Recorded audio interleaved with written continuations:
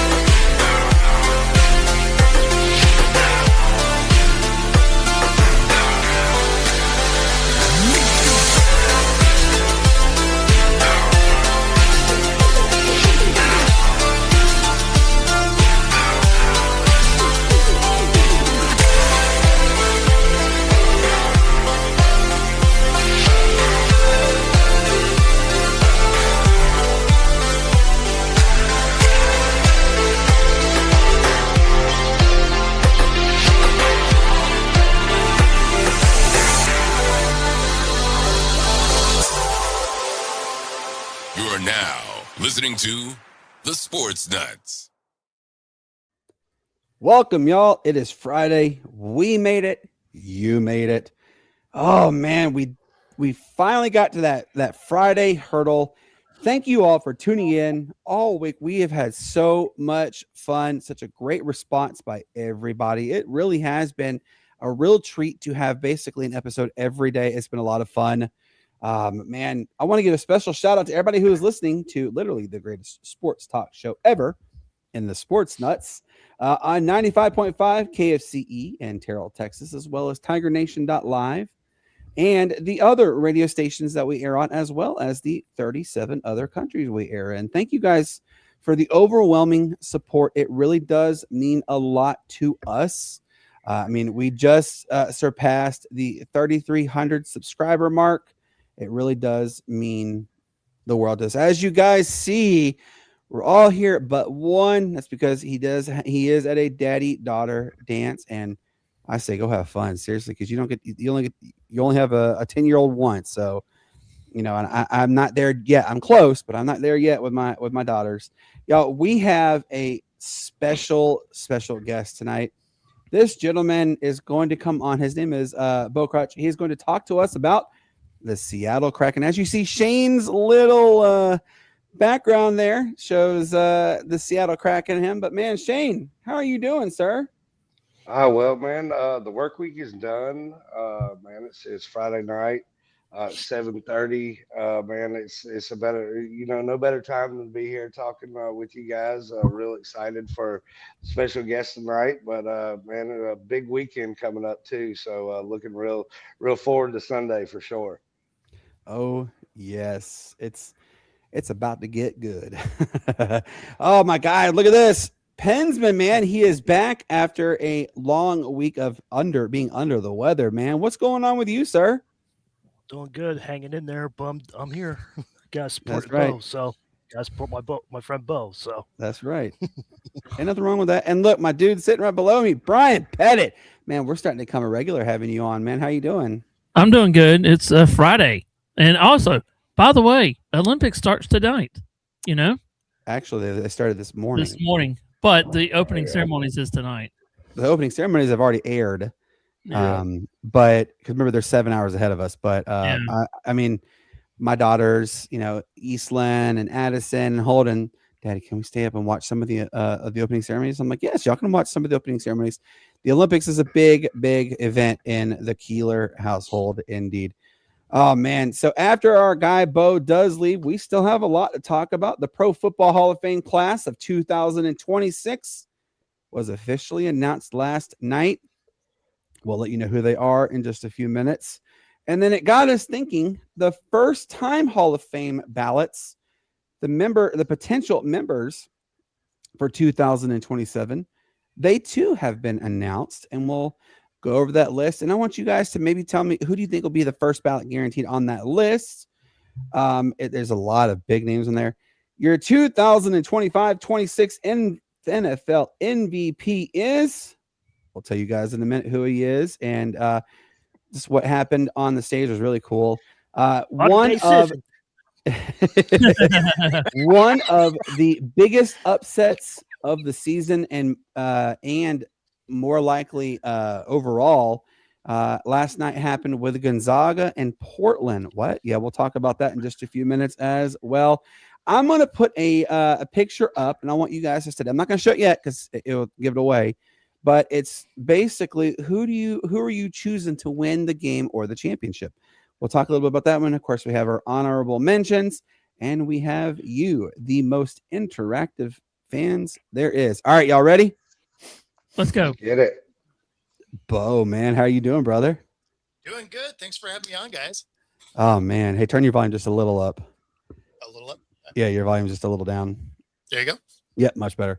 Oh, man. Bo, I want to say I'm really honored that you did agree to come on the show. And I mean, like, first off, like, come on, man. You guys are about to have, like, Cloud 9 happen in the Seattle metropolitan area. So let's dive right into it. Now, we are witnessing one of, if not the most competitive NHL season, especially with the Western Conference, Yes. with how close it is. I mean, gosh, it is like you look over here, you have somebody breathing down your neck, look right here, someone breathing, you look behind you. Look, I mean, it's literally everybody is, they're jostling. The only one that's technically not jostling, although it's coming, is Colorado. Obviously, we're about to have a much needed, deserved 1 month Olympic break. My question to you, Bo, is who do you think is poised to turn heads to start the second half of the NHL season? Man, that's a good question. It's such a weird break this time with the Olympics. And so that's where I think it's going to be a little bit of chaos for that first couple of weeks coming out. Some of these teams that may be floundering a little bit might be able to regroup and go. And then you have to wonder, does Colorado start to fall apart? They've been on this run, and then all of a sudden you have this huge break. Does that kill that momentum? I would say there's a lot of bubble teams that are going to take this time off to try and regroup and get right to make a playoff run. Absolutely. And, I'm going to tell you this also. I'd be okay seeing Colorado lose. I'm a diehard Tampa Bay Lightning fan. As you know, Pinsman is a diehard Pittsburgh Penguins guy, and Shane is a diehard Carolina Hurricanes, or we like to joke with him and call them the Virginia Hurricanes. Now, Brian, he's starting to get into the thick of the NHL. He's still up in the air. Yeah, it's starting to become that NHL obsession. So, but his team though is the Nashville Preds. So as you see, we're pretty well covered on that one. But man, like I said, I'm okay seeing Colorado just flounder right away. Shane, go ahead, man. Oh yeah, Bo. Thanks again for coming on with us tonight. The Seattle Kraken is one of the newest NHL franchises, just getting started there in 2021. What was it like around the city? With the announcement of the new franchise. I know they'd been kind of waiting on one since about 2012, 2013. But what was it like for that announcement to finally come through? And then what was it like during that inaugural season there for the Kraken? Yeah, so obviously during the announcement, there was a lot of excitement, right? And despite the fact that we haven't had NHL teams here, we did have hockey here, right? So we had the Seattle Thunderbirds. We also had the Everett Silvertips. So we had hockey around, and the NHL kept teasing us. Right. Like they're like, oh yeah, you guys will get a team, but maybe. And so when it finally got announced, it was huge. That being said, I actually wasn't in Seattle for the inaugural season. I moved to Mexico for a couple of years during COVID. And so I missed that inaugural season. Oh, darn. You had to go you had to go and be in, paradise. Yeah, 2 blocks from the beach. It was rough. So, the Seattle Kraken, you guys now, I will say this, you guys are sitting at third place in the Pacific. You're literally, though, you're right behind Vegas and Edmonton. You guys are at 63 points. They're at 64. You're like, gosh, so close. Now, I want to go and also look at the rest of the division, though. Oh, yeah, that's Look true. at the points through the rest of the division. Like, everybody's close. Yeah, oh my God, you're right. Everybody is like, I will say this. I'm actually shocked to see what Edmonton has done. You know, they had that really lethargic start, and I was thinking, and Pence will even tell you, I was like, man, I don't think Edmonton's going to go back to the playoffs. Well, they've definitely turned heads the right way. You know, now we've started seeing the emergence of greatness again, finally, for the Tampa Bay Lightning. They're 19-1-1 in their last 21 matches. They're only, I think, 4 points behind Colorado now for the best overall record in all of NHL, which Colorado can have that because, you know, nobody has ever won the Stanley Cup if they've won the President's Trophy. No one's ever done that. So, but, you know, what are your thoughts on the differences from last season to this season? Because like I said, this season, by far, I think, honestly, this is the best season since 2019 for NHL standards. What do you think? Yeah, I mean, there's a lot of parity around. Certainly in the Pacific Division is crazy. But I think that's where the Olympic break becomes very interesting because outside of, you know, Colorado kind of running away, there's a ton of parity. So it's going to be very interesting to see which one of these teams just falls apart having that time off and which one that may be lurking way in the background that kind of figures stuff out. And with everybody being so close in points, it's not like that would be a crazy outlier. I mean, it's not like anybody is that far. I mean, there's a couple teams that are pretty far behind, but for the most part, you know, the teams are within striking distance with enough games left that they could make a push coming off this break. I think this break is going to really mess some teams up. You know, we had Phil Hewlett, the PA address announcer for the Anaheim Ducks on the other day, and that was actually a really cool experience to speak with him. And he has sentimented the same thing that you're saying, Bo. And it's really, the West is really anybody's game right now. I mean, obviously you have the exceptions with Minnesota, you have the exceptions with Colorado, but, you know, not by much. I mean, Minnesota, they're hanging on by the hair of their chinny chin chin kind of thing. So it's not solid yet. I mean, we have 30 games now after the break comes back. We're about to get in like the nitty gritty, the meaty part of the NHL season. Oh, I can't wait. Shane, go ahead, man. Oh yeah, well, you know, this year the Seattle Kraken are right there in the middle of the playoff hunt. You know, as you and Brandon have alluded to there in that Western Conference. You know, it's been a little while for Seattle though. It's been since the 2022-23 season that they made the playoffs. What could you see if Seattle does break through, get one of those playoff spots? How's the atmosphere around the climate arena is going to be?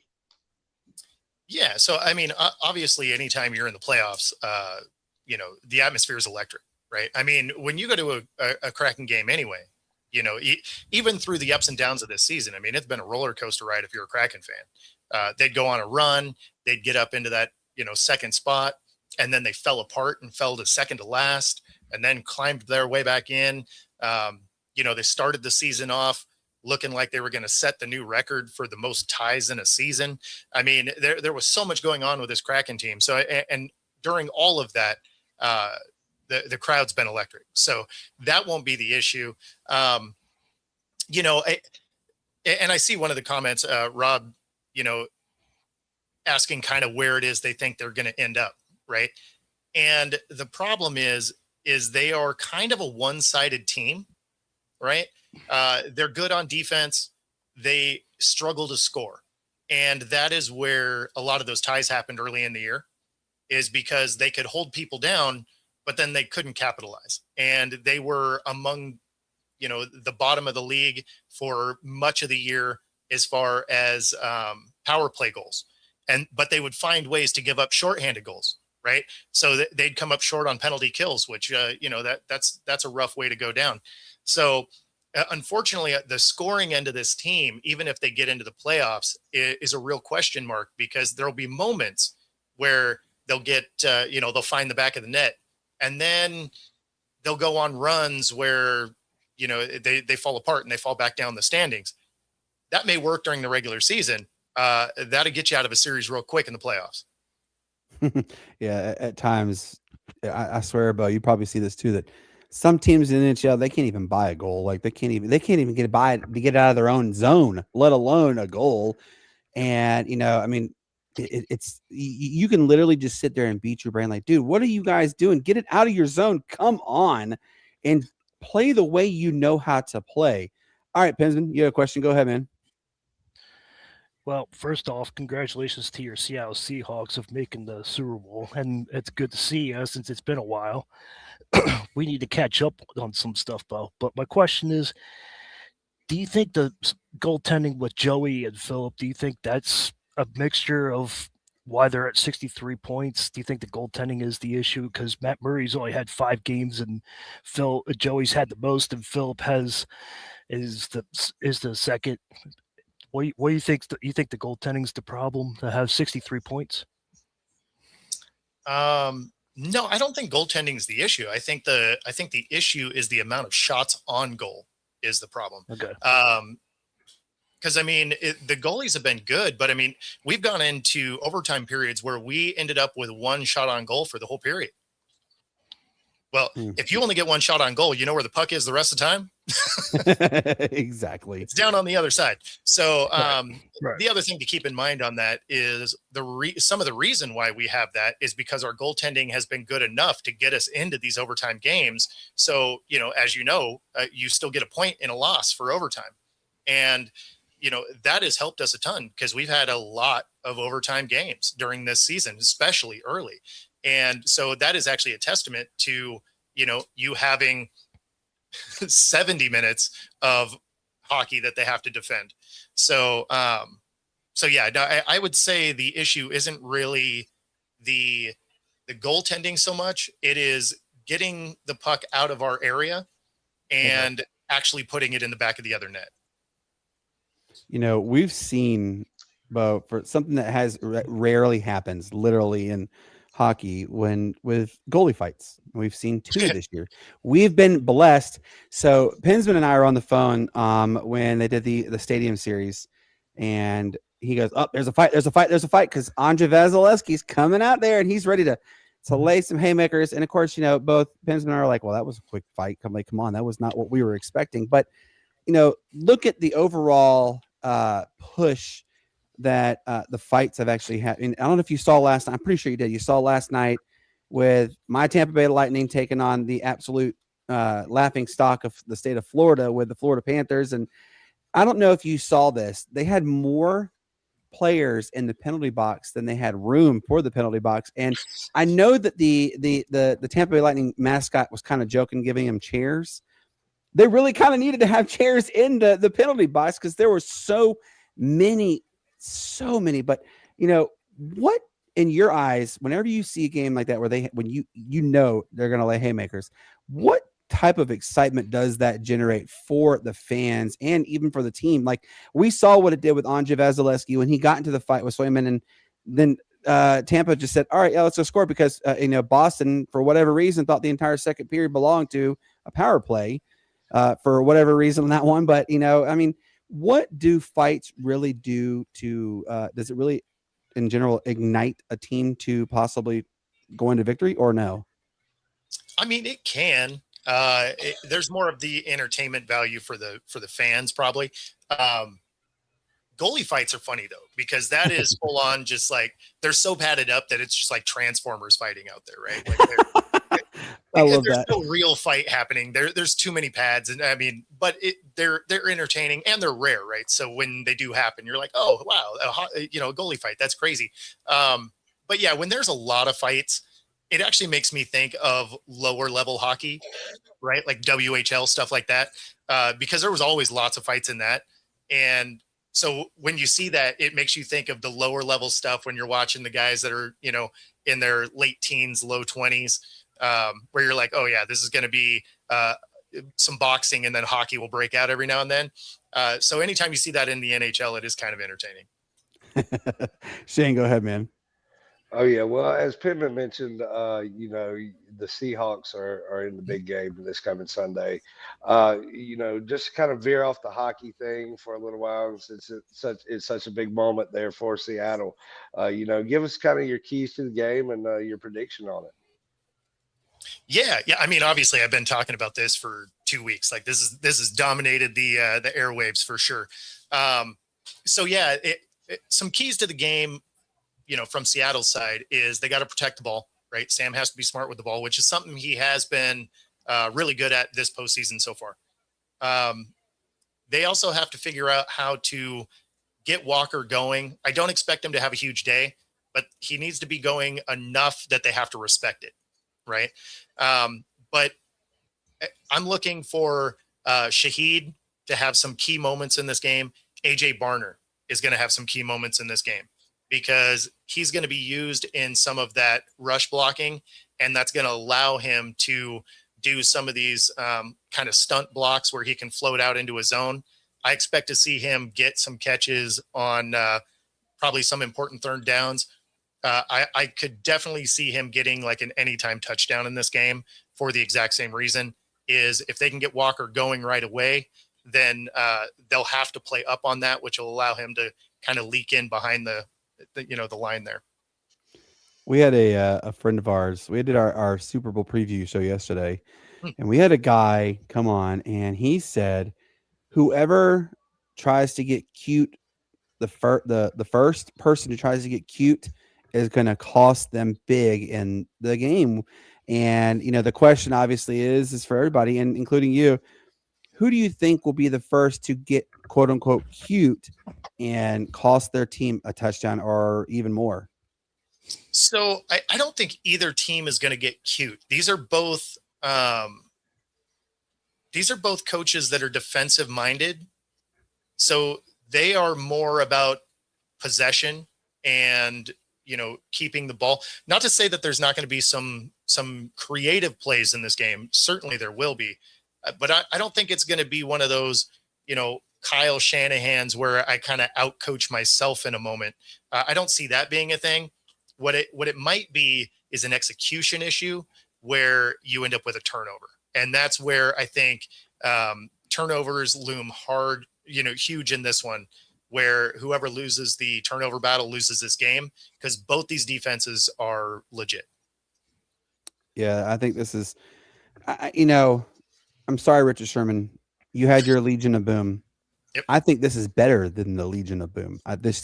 This defense, and I played defense. That was one of my favorite positions. My most memorable game, I had 4.5 sacks in one game. That was nice. That was electrifying for me when I did that. And this defense is uber stout. I mean, I don't know if some people could even see this just being an absolute one-sided show, and we could see Seattle get away with this really quick. It depends on, can Drake May overcome the level of aggression that Seattle's defense has. Who do you think wins this game? Give us your final score. Yeah, so I have this as a tough battle. I know people keep talking about Seattle running away with this thing. I don't see that being a real thing. I have it as a 27-24 Seattle victory here. This one's going to be a battle. And with the over-under of 4.5, I actually have the Patriots covering. So Seattle wins outright, and I think it hits the over. But I could see the Patriots covering here. Rob, you have a good question there. Where's the panel at on it? Obviously, I have Seattle winning, but we got some Patriot fans in here. Or what are we looking at? I like the Patriots in the matchup. It's all dependent on their secondary against the receivers from Seattle, but I do like the Patriots, and I'm with you on the over under. I think it's definitely going to hit over. It's going to be a really good game. I'm really excited, and I'm also sad too, Bo, and I'm pretty sure you are too, that when we had all this build up to August, and we're like, man, it's gonna be here. Yes, it's gonna get here. It's gonna get here. And then it goes, and you're like, dude, that was the fastest, as Pensman like said, that was the fastest 3 minutes in any game because it's so quick. And you're like, that's not Whoop. fair. I don't want NFL. Whoop. Yeah, I don't want the NFL to go like that. I mean, what is going to be your mindset once the clocks hit zero? Are you gonna be like, that was one bleep of a season, and man, I can't wait to see what happens, or like, man, I can't believe the season's over? Like, which one is it going to be for you? I don't end up with that downtime. So, obviously I cover the Seahawks, but then as soon as they're done, Kraken's still going, right? So I'll be right back into that. And then you are less than a month away from Major League Rugby kicking off. And then you're a month and a half away from the WNBA kicking off. And I'm media credentialed for all of these. So I'm in all these stadiums. So I don't really end up with the downtime to be like, have that Boys to Men song. It's so hard to, say goodbye. Like, I love that. I'm just on to the next thing. And so, yeah, don't get me wrong. Like, the season always goes so fast. The off season seems like it takes forever. You get these little like segments where you got the draft and some pro days and, all of these little things along the way. And then, you got that slow build into the season, and then it's off to the races. And then it feels like as soon as it started, it's over. So I agree with you there, but my off season isn't. You did mention the WNBA. We don't know yet. We're all in limbo, like what's going to happen. Do you think that we will head into a lockout, or is there going to be like a last second ditch to get there's going to be some deal that's going to come at 11:59 in the evening, and the WNBA season is saved? What do you think? So if they're waiting for that, it's a problem anyway. Mm-hmm. And the reason for that is a lot of your veteran stars aren't under contract anywhere. All those players had their contracts end at the end of this CBA. So even if you were to somehow get this miraculous push at the very last second, the players still aren't under contract. So these teams would still have to try and get players. No, I think we're on the precipice of a lockout here because the WNBA is severely overplaying their hand. They don't have any of the leverage here. You can be like, oh yeah, we're the Pro Series, we're the Premier League, and that's great. And that sounds fine, except you're willing to pay half as much of these startup leagues to play twice as long. And now with that $1 million, max contract you're talking about, you're putting in verbiage that says you can't play for other leagues now. No one's signing that. So, I mean, they're almost guaranteeing there's going to be a lockout. And then the real question becomes, if there's a lockout, does that mess up their 11-year, $2.2 billion TV contract? Or does that TV contract say, hey, you're not actually putting a product on the floor. Maybe I want to look at Unrivaled or Project B or any of these other startup leagues that are starting to come through. So no, I think the WNBA is severely overplaying their hand. The players have all the leverage here, and their other leagues are paying more than twice as much. I don't know where their thought process is, of them thinking somehow they're going to be hard-nosed and get this done. The players have the leverage. Last question I'm going to ask you. My good friend John from the Pitch Grid podcast just wanted me to ask you about the Seattle Sounders. And what are your thoughts on this upcoming MLS? Because, by the way, that's crazy to think that MLS just ended and now we're ready to talk about it's about to start up again. It's so crazy. Yeah, so I am finally going to break down and apply for my credentials for soccer. I am not a soccer fan. I've never pretended to be a soccer fan. There's something about sports that can end in ties that make me mad. So I think that's the consensus for everybody. Yeah, so I struggle with it. That being said, I'm probably going to cover that. I'm going to officially throw my hat in the ring for the Sounders as far as credentials. But, the Sounders are consistently a good team. There's a reason they've been a multi-time champion, and they put a competitive product out there every year. So, if you're a soccer fan, you got to like the Sounders. Absolutely. Bo, man, thank you so much for coming. I'm serious. Thank you a million times over for coming on our show. Can you let everybody know where they can find you and when you're going to be on the air next? Yeah, so you can find me on all the socials, Football Talk with Bo, my YouTube channel at Football-Talk. You can find me tomorrow morning on Fox Sports with Reno. And then my daily show, Monday through Friday, Coast to Coast Sports. And if you're in the Pacific Northwest, if there's arena, I'm probably in it. Nice. My sister actually lives in Olympia.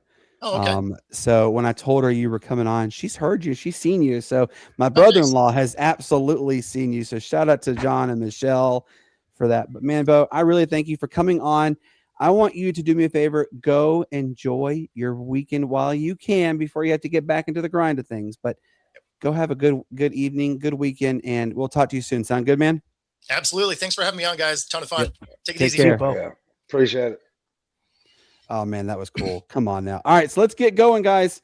I know you guys are excited as I am. Now look, this one, I'm trying to get it. Hold on, I'm pulling it up. Hold on. All right, the Pro Football Hall of Fame class of 2026 was announced last night. Y'all ready? This is cool. And this is your Hall of Fame class. I want you guys to really look at it, absorb it. I know who Shane is eyeballing. I already know this one. So I know I'm going to go Shane. And I know who you're eyeballing right away. So I'm going to go right away to you, Shane. You know what? I'm going to go right away to you, Shane. What are your thoughts on this Hall of Fame class? Well, of course, I was on Keekly Watch last night. Yeah, he actually texted me. He texted me. Yes, sir. But man, it's great to see him get in. I think the consensus around most media that was covering the Hall of Fame and all going into this was, hey, that's what you need to put behind his name as Hall of Famer. To be the second youngest player in the Hall of Fame ever at the ripe young age of 35. That's another great thing. But of course, it's good to see Breeze and Fitzgerald get on there first ballot. Vinatieri, well deserving him getting in, and then Roger Craig getting in, seeing the emotion, of finally getting in and getting enshrined in the camp. That was definitely great to see. So. Congratulations to the class. As we're going to talk here in a little bit, it's only going to get harder for people to get in with the people that are coming up now. Yeah, it's definitely gonna be. What do you think, Brian? You see the pictures, you see the class. Maybe if it look, there you go, there it goes. What are your thoughts on the class, and who are you eyeballing and saying, man, it's about time that XYZ got their notoriety that they deserve? Roger Craig. I'm so glad you said that. I really am. I was hoping one of y'all were going to really say that because he's gone through so much heartbreak, so much frustration. I mean, there's times he's literally just barely under, and he was never getting that opportunity. And I'm so honored that he is able to witness him finally getting his just desserts, which was to be part of the Hall of Fame. So, and I'm glad Kinkula got in it too. Yeah, I'm glad. Of course, it's hard to believe he's only 35. Like, just imagine how much even better he would have been had he not retired at a young age. I understand why he did it for safety reasons, but just could you imagine he could have even had better numbers than Ray Lewis? What do you think, Shane? Oh yeah, he was definitely on track. I mean, he was consistently all over the field and was able to put up the stats. But was such a smart player. Like you look back on it, him and the middle linebacker greats, Ray Lewis and all, they were so smart in the way that they actually prepared for offenses, and they didn't just prepare for the first play. They prepared for the audibles that the offense would go. I mean, you hear numerous stories on people that played against Kuechly, and you hear them say, "Hey, he was calling out the play and telling people where to go before the quarterback." Yeah, he diagnosed it like that. He knew how to diagnose so- the play before they even got fully set. He's like, "Up, there's going here." I mean, just an absolute amazing field general. Oh yeah. Definitely changed the game because now the quarterbacks have to be like those Peyton Mannings and those Tom Brady's. Josh Allen's where they now have to audible because every defense has that guy now, and Kuechly was kind of the first guy that made you think like, hey, we've got to have a guy like this on our team. Mm-hmm. All right, Pinsman, let's go to you on this list. It's one heck of a list. Who are you saying it's about darn time we saw them? Vinatieri's one of them. Vinatieri is there. You got to think of all the game-winning field goals he had with the Patriots, like that comment right there. And like to see Drew Brees. Drew Brees finally he got in. Now that he can ride that on the sunset now, because of all the he could have had more Super Bowls if he had more defense help. But Rodgers good. Luke, I'm glad Luke got in. It was well deserved. So Larry Fitzgerald, he's one of the top 10 wide receivers. He probably would have beaten the Steelers in the Super Bowl if Paul Amata didn't grab his hair and pull him down. So I remember that. But Fitzgerald is a well deserved MVP or a Hall of Famer. So now that we've seen the 2026 class, let's go. These are the first time eligible players. Excuse me. For the 2027 class. And I want you guys to look at this list. It's a pretty good list. I mean, Shane just hit the nail on the head. Players that are going to have to deal with the likes of having some of these players to try and compete against. It's going to be pretty challenging. So Shane, you see this list. You there's a lot of great names on there. Who in your mind gets first ballot? Who do you think gets on there right away, just off this list? Well, this is the first list, but you'll have a few names here that are definitely going to be considered those first ballots. So they'll definitely get the finalist nominations. You probably got about 5 or 6 players, but first off, they're only going to take 2 or 3 of these first ballots. But so you look at the names like Gronk, Big Ben, and AP. Those are definitely going to be the strongest considerations for those first ballot Hall of Famer kind of nods. Then after that, you can see Sherman. Another name on there is Wentworth. Gerald McCoy is another name. The stats that he had, never missing a game really. Every game that he played in, he started as well. So, that's kind of, some of the names that you'll see. Of course, you see some of the controversial names there, like Mr. Brown and stuff like that. So, it's going to be very interesting to see. Also, it's come out today that the NFL is going to be looking deeper into the current voting situation and the panel that they have. So it's definitely going to be a very interesting list, to say the least, and how the NFL changes that committee that votes on these Hall of Famers. So we can only wait and see, but there's like 5 or 6, like I said, that are definitely going to get considered for that first ballot. Brian, you see this list. I want you to tell me, who do you think are surefire first ballots on this list? I'm going to say Le'Veon Bell, Gronk, Adrian Peterson, and Sherman. That'd be my picks right there. You think why would you give Le'Veon Bell the nod over Ben Roethlisberger though? Because he had a good career. Look at Mike over here. Look at Mike shaking his head. I know. That's why I'm not looking at him. But no, Ben is Ben. I mean, that's my top. Bell was horrible. Well, he's correct me if I'm wrong. Didn't Bell only have like 1 or 2 really good seasons, and the rest of the time it was then he cried to his mom. Then he fall. Yeah, he fell off the rocker too, really bad. Yeah, he cried to his mom, and then went into boxing. So you heard what you've heard. Now, Pensman, you've heard what Brian said. Yeah. Give us your first ballot guarantees that you think on this list will get in. Ben will get in. Rob Gronkowski will get in. Jared McCoy will get in. I don't know why Brown was in. Brown didn't. Congratulations, Antonio Brown, but after Cincinnati game, you fell off the rocker and you went nowhere. So I don't know why Brown's on the list, but if you guys know me, I'm a realist. So yeah, Adrian Peterson, he has to be in. So that's my list. But I just don't understand why Antonio Brown's in.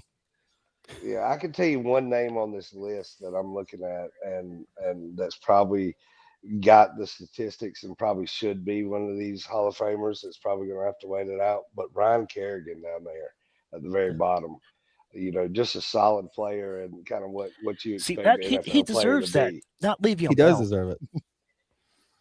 You know who I think though, Shane, that I'm surprised you guys did not mention his name? Andrew Whitworth. I did. One of the best linemen. I'm talking about Brian and Pensman. I think he will be first. I think it'll be him and Rob will be they're guaranteed first. Ben Roethlisberger, I could see it. I could see it like an 80%. Has he been in? Has he retired long enough? Yeah, these are all eligible after 5 years. These are all the players that are currently eligible. Yeah, I'm talking about your player though. Okay. Yeah, Andrew Whitworth. He won the Super Bowl with the Rams, then he retired with the Rams. Yeah. Okay. All right. I didn't know if that was 5 years ago or not. Yeah, he's a very good, very, very good lineman. Oh man, I mean, I didn't realize. Man of the year. Yes, I mean, and he is such a humble individual. If you ever get a chance, go. He posts a lot of videos of he has a podcast too. But if you go look at it, just listen to him. He is so well versed. He is an actual genuine person. I mean, he is very well loved still, even to this day in the NFL. Right. I think the three that'll guarantee to get in first ballot would be Andrew Whitworth, Rob Gronkowski, and Adrian Peterson. I'm not excluding Ben Roethlisberger because Big Ben did do a tremendous amount of work to make the Steelers what they are. Which is known as reliability. A year in year out, they're always in the playoffs. That's what it was with him. He was one heck of a player for them. The player I think that's going to have a hard time. I'm not going to include Antonio Brown. I don't think Antonio Brown gets in anytime soon. I just don't see it. The one player I think is going to have a really hard time would be Cam Newton, just because of Cam Newton and his mouth and his antics. If Cam Newton can just hush, then I think he has a better opportunity than. And who cares about you wearing 50,000 freaking hats and feathers and whatever else? Just shut up sometimes, and you be surprised. But Alex Mack's definitely going to get on there too. Alex Mack did a lot of good things for the Atlanta Falcons. I could honestly see Alex Mack going in when he does go in, he will go in as a Falcon. I could see it. Gerald McCoy definitely is going to go in as a Buccaneer. I mean, he did such great things. It's just hold on. You're giving the Buccaneers credit? I am. Wow. I'm giving Gerald McCoy credit. Wow. I'm giving McCoy credit because you heard it first, everybody. You heard it right here. Gerald McCoy ate the Atlanta Falcons up for breakfast, lunch, and dinner every time he played, and. When he announced that he was retiring, I was like, "Thank God not to see him anymore," because he was always in the backfield. I'm so proud. You know what? All right, let's go to the next topic, y'all. Your 2025-26 NFL MVP is 37-year-old Matthew Stafford. Oh man, I thought it was George Sanders. Model citizen. I will say this, okay. Man. I don't know if you guys saw what he did last night, but I'm going to give a shout out to him as well for he is ultra proud of his girls. He is a girl dad ×4. I am a girl dad ×4. And I think it's the greatest thing ever to be a girl dad. I love being a girl dad. And if you guys go back and look, all 4 of his daughters, they were in the same dress. They all were smiling ear to ear. And then here was the coolest announcement. He goes, I'll look forward to seeing you all next year when we're kicking everybody's bleep. He is returning for the next season for the Rams. It most likely will be his last, but just such a cool moment that he was able to achieve that finally after all his time in the NFL. I mean, going on 18 years, that's insane that he has not won MVP. But my question to everybody here is, and I'm going to start with you, Shane. Could the planets align and everything just comes out right that Matthew Stafford gets to ride off into the sunset, hoisting that Lombardi a second time? Well, definitely the MVP was well deserved from all aspects. Him, leading the league in passing yards and touchdowns. And he's one of those stand-up guys that we talk about is a true embodiment of a leader in the NFL. So with all that being said, though, we're in a state of everybody moves around in the off season now. There's no kind of further team loyalties and everything that we see. So, they've got a great young squad, core talent that's still there. Not a lot of contracts coming up. I could definitely see them being in the hunt next year, for sure, especially with Stafford coming back. As you mentioned, he's 37, so it's his playing style and all that, he could go a few more years if he wanted to. I think, as you mentioned, him being such a great father and a person outside of the game, I think that he's probably going to want to take some time before it really takes a toll on him, being in the older years in the NFL. But I could definitely see if they go to the Super Bowl and win one. Definitely kind of making it swan song, as we talked about Andrew Whitworth just a second ago. That's one of those tear jerking moments, where the cameras had him and his kids there after the game and the confetti's coming down and all, telling them, "Hey, Daddy's done." That you could definitely see that from Stafford, but I think he's still got a couple more years of good ball left in him. But we'll just see how the next season goes and how it might end up. Oh yeah, and like John just said here, girl dads are awesome. He is one. Yes, John has 2 beautiful daughters, and it really. I mean, Brian's a girl dad. He has a daughter. I think she just turned. How did Savannah just turn, Brian? She turned 15. Yeah, so Brian has a 15-year-old daughter, and it's just something about it. But I mean, you could literally see it, you could hear it. Everything about Matthew Stafford and his acceptances, his girls mean the absolute world to him, and I mean, I love it. That is where it means the most. And little surprising fact, you probably guys didn't know this. He actually helped get 2 of the girls their hair the way that it looked. He did it himself. That's how much he worships being a girl dad. So absolutely tip your cap to an illustrious career, and glad to see he's back. All right, I got another one to show you guys, and I got to make sure to pull the right one. Is this it? No. All right, so I didn't put it on there. So last night, actually, did I? Yeah, last night we had one of the biggest upsets ever in college basketball. Gonzaga played little bitty itty bitty team in Portland. Well, guess what happened? Portland, the Pilots. They're only an 11-win team. They were 10 wins last night. Well, they're an 11-win team. They had never, ever upset a top 25 team. Well, guess what? They did it to Gonzaga at Gonzaga. They won 87-80.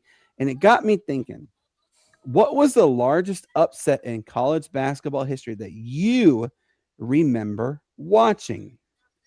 I was going to say give you 2, but I want you to just give me 1 for time constraints. I'm going to go to Shane first, then we'll do Mike, and then we'll do Brian. So Shane, give me one of the largest upsets in college basketball history that you remember watching?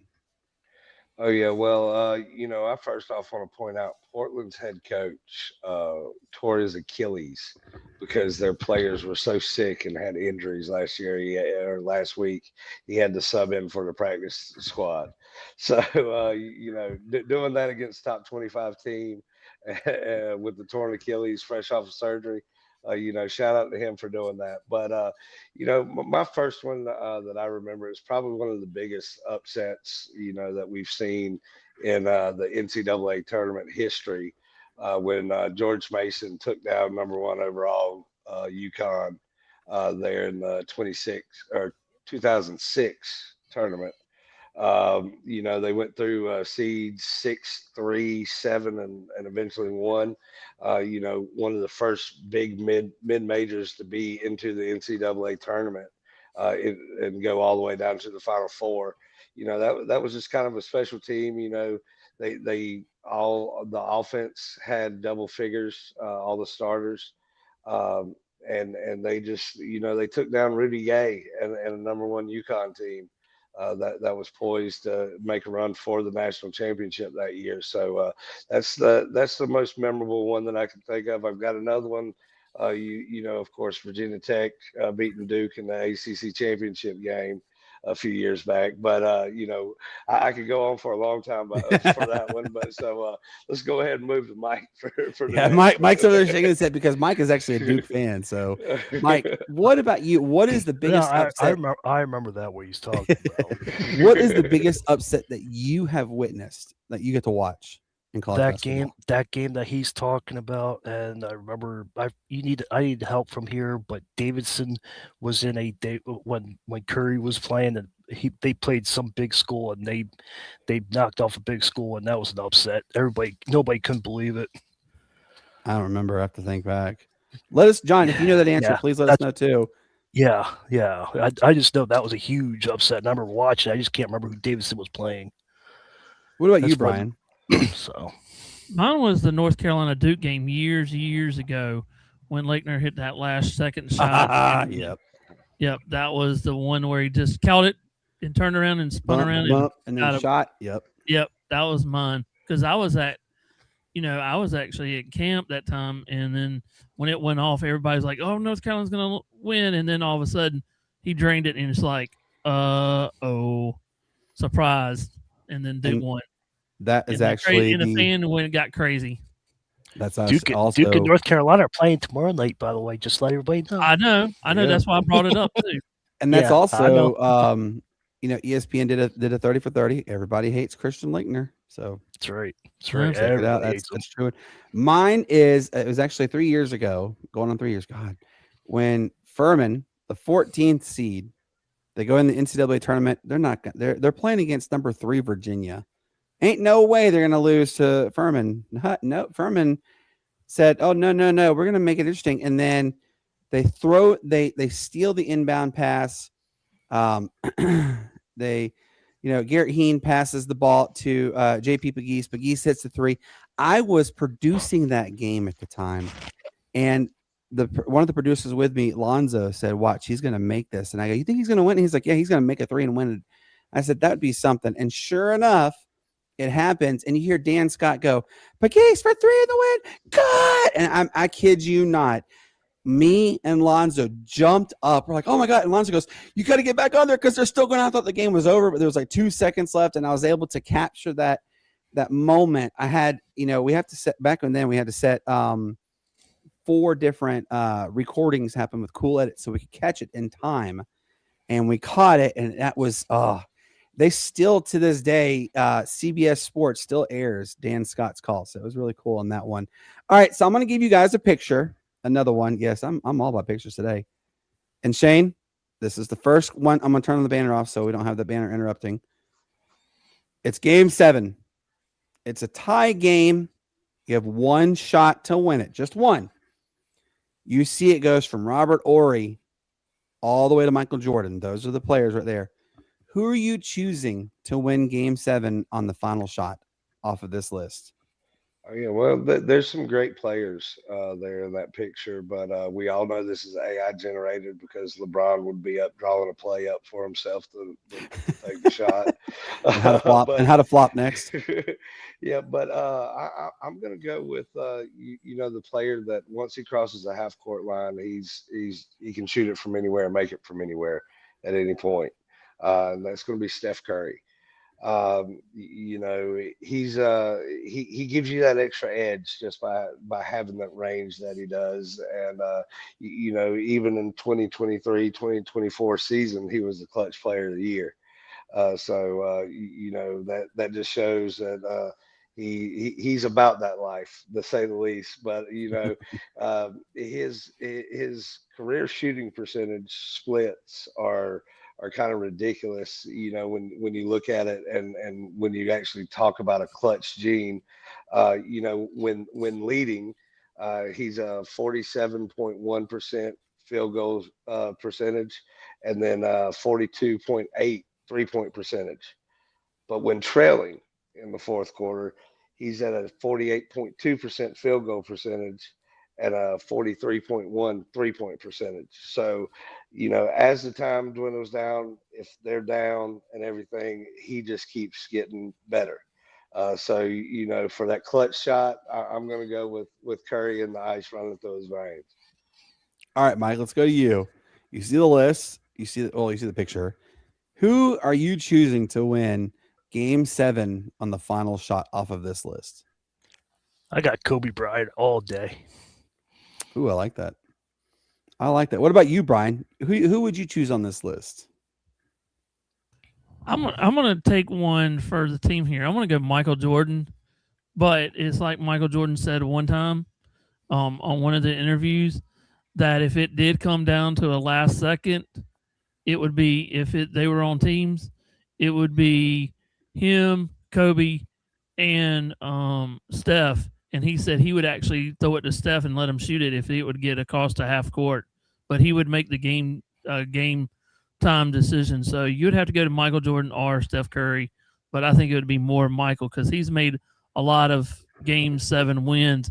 Also, he's never lost a Game 7 either, so he's never done that either. So if that's Pat Riley, he'll probably give it to Michael then. See, mine's also a toss up, Brian. I'm right there with you. I would either choose Kobe or Michael, those two. Yeah. But I'm not going to be reminiscent to not include Robert Horry. Mr. Robert Horry can hit those threes at the most clutch moments. I remember, I remember when he played for the Lakers. I remember when he played for the Spurs. They would be down. They needed that 3-point or whatever, and it's just like Robert Horry said, you know what? Hold my beer. I'm going to do this, and he did the dang thing, and he ended up winning a lot of games. He was very clutch. So absolutely great list. Really enjoy this list. Brandon. What do you guys think? We want to hear what you guys think. Thanks, really, Brandon. We want to hear what you guys think as well in the comment section. So let us know. All right, now comes to our favorite segment.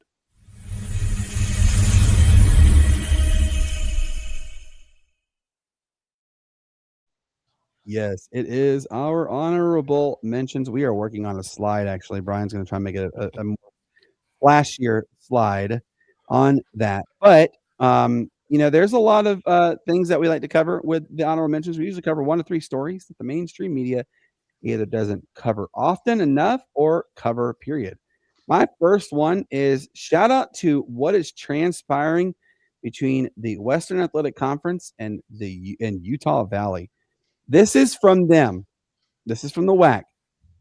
This was last night. Beginning today with the men's basketball game between Abilene Christian University and Utah Valley University, the Western Athletic Conference has removed all Utah Valley University home athletic contests from its broadcast schedule until further notice.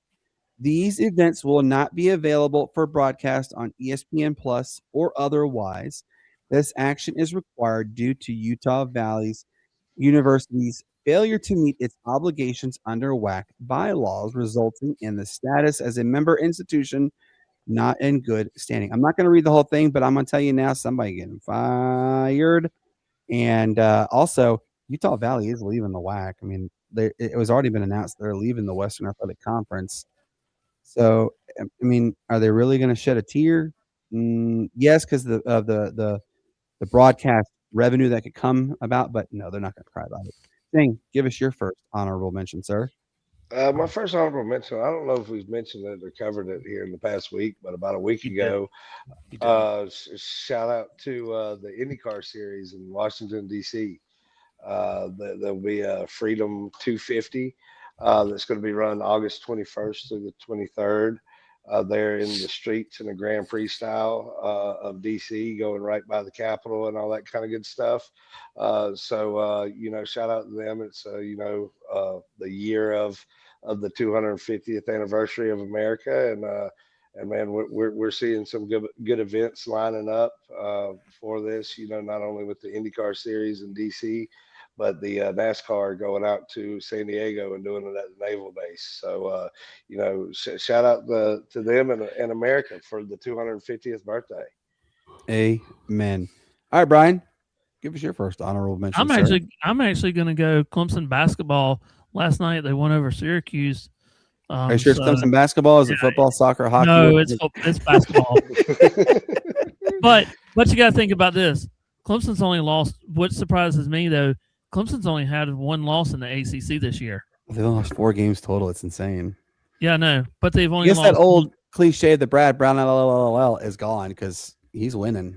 Yeah, so it's going to come down to Clemson and Duke in a couple months right here. So you know he's got a good ball team. So we'll have to see if Clemson chokes or Clemson keeps on winning. Absolutely. All right, Bensman, give us your first honorable mention, sir.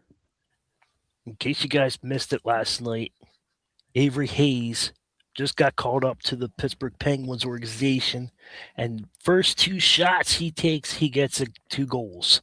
So that's my first shot. That's my first honorable mention is Avery Hayes for his sensational debut last night. Absolutely. That was really cool on that one. All right, my next one's got to be a shout out to the University of Hawaii. They came out this weekend and reaffirmed to everybody. First off, this was a really bizarre situation. If you wanted to watch any of University of Hawaii's football games, basketball games, whatever games, you had to do pay-per-view. It was through Spectrum Sports. Well, they just made this new announcement literally the other day about this massive, it's uber massive, nationally televised TV rights deal with not only the CW, but it's just a bunch all together. Hawaii said, you're not doing pay-per-view anymore. You will get to watch every game for free. And Hawaii has already announced, and this is from our good friend Ku'ule Agbenyani. She's also told us too that, remember last year they had 6 nationally televised games. Well, this year it's already been announced they have more. Could we see all 12 games be played on there? Possibly. We'll see. I also want to give another shout out to Hawaii because the Hawaii rule is back. For those who don't know what the Hawaii rule is, they play 13 games to make up for travel differences and stuff. Well, Brian knows who this team is very well because he used to be one of the coaches at Presbyterian. University of West Georgia is agreed to terms to play. Now, he hasn't told me the exact date. I believe it's 27. If not 27, it'd be 28 for sure. But University of West Georgia is going to travel out to Honolulu and play at the University of Hawaii. So there is the 13th game. It is back. This is back. I have to do it. Shane, give us your next honorable mention, sir. Well, my next honorable mention is kind of going to be like yours, a little two-parter. First off, I want to give a shout out to new rookie offensive player of the year, Ted McMillan, for the Carolina Panthers. Led all rookies in receiving yards with 1,014. Led all rookies with receiving touchdowns in 7. Also put him in the top 15 in the league in both those categories as well. Want to shout him out, and also winning Tom Brady's LFG Offensive Rookie of the Year earlier in the week. But the state of North Carolina, just going to shout them out. I mean, it's been a great week. You got the Duke North Carolina matchup coming up tomorrow. Drake May, UNC alum, playing in the Super Bowl. Tet and Luke Kuechly with their honors last night at the award show. And then not to mention J. Cole just dropped a new album, and it's worth a listen. That's a name I haven't heard in a while. Wow, I haven't heard his name in forever. He's back. That's been a very long time. All right, Brian, I know you're taking a sip of your soda, but give us your next honorable mention, sir. I'm gonna have to give it to NASCAR what they did this week. They called it when it needed to. They raced a little bit Monday, so give them props to how what they did and got the track clean. It was kind of a messy deal, but all in all, we're ready to go racing this week. The twins and all that. Amen to that one. All right, Pensman, give us your second honorable mention, sir. This is my last one. February 20th, baseball returns. Next Sunday, Daytona is happening. So, boogity boogity, and let's play ball, everybody. Spring training and NASCAR's around the corner. That's right. Real quick, want to let everybody know also, go on to Pensman's YouTube channel. He is, he's our hockey guy, so he will be covering both men's and women's hockey coverage in the Winter Olympics. He has already posted several shorts for the women's hockey. It did start earlier. Remember, they're 7 hours ahead of us, so they've already had everything done. So go and check them out. Give them a subscribe as well. And our guy Brian Pettit will be doing a lot more NASCAR races, and him and Shane are going to link up. Actually, do a couple racing moments there. So it's going to be a lot of fun. Please make sure you get your popcorn ready. I had to use a TOO there. Sorry. I want to give a shout out to the greatest sports spectacles that takes place every 4 years. And it did start today. And I'm talking about the Winter Olympics, the Olympics in general. But yes, the Winter Olympics are back.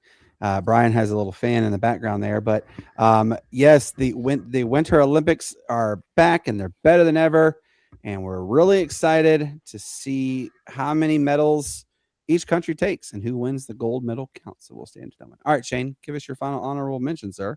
Yeah, well, we'll tag along on that one with you. The mixed curling is 3-0 for the USA right now. So yeah, well, one of those sports that's great to watch during the Olympics. But my last honorable mention shout out is going to go to the 49ers and the Rams. They're going to play the first game in Melbourne, Australia, coming up next year. And also shout out to the NFL for putting games in Paris and Rio de Janeiro this coming year. Makes a total of 9 international games. So it's opening up that conversation that we've had a little while back about a possible permanent international team being in the NFL. So shout out to them for growing the sport, and man, it should be a good game there in Australia.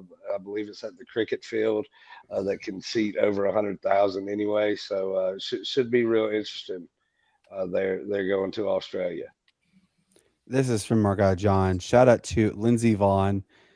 She shredded her only ACL she had left. Remember, she had a total knee replacement, and she competed today.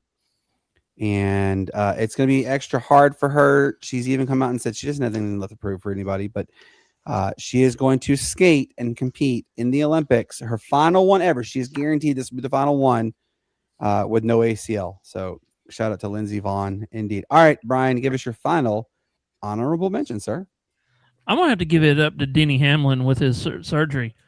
He tore his shoulder back up enough going through the rubble with his mom and dad's when their house burned down and stuff. And just give a shout out because he's got to race all 32 races this year with his shoulder broken or his shoulder gone. That's a tough one. Yep. Oh man, guys, we had an absolute fun episode tonight. Thank you to Bo for coming on and talking to us. What else about Seattle? As we hear Miss Lily barking. Shout out to everybody in the state of Washington. You guys have a genuine individual who covers your sports, and he is A+. So it really was an honor to have him come on. I want to give you guys an update on the upcoming episodes. Monday, February 9th, It is episode 100 and I think I got the numbers wrong. Yeah. This was supposed to be 192 if I'm not mistaken. This we'll have 193, but I will not be on the episode next Monday, the 9th. I coach, you know what? I coach my daughter's basketball team, and we have a makeup game we have to do. Now, you all are in amazing hands. We have Matt and Ralph as the main host. We have Shane with his absolutely amazing guys. I promise you're not going to want to miss any of any of this team's take. These guys are fantastic. They know what they're doing. Shane, if you guys don't know this, Shane sent me a picture today of all his notes and stuff. It's like 5 pages. It's insane. It's a lot of, so he genuinely gets a lot of great material. So you're going to be in good hands. Like I said, you also have Mike, you also have Brian there. This is the Sportz Nutz. We're a good team.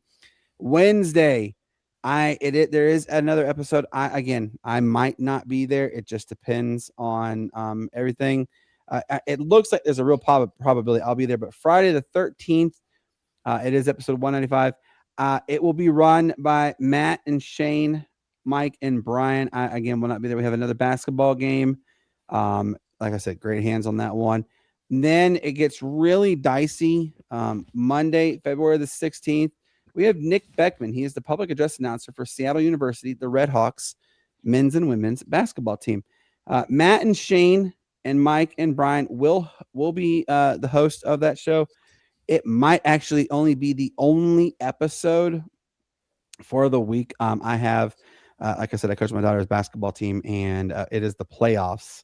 So if we win, we continue going another game until Thursday, the 19th, which is the it is the championship game. And if we make it all the way there, you best believe we'll be we will be on cloud 9. So just stay tuned on that one. There's still a lot to be decided on there.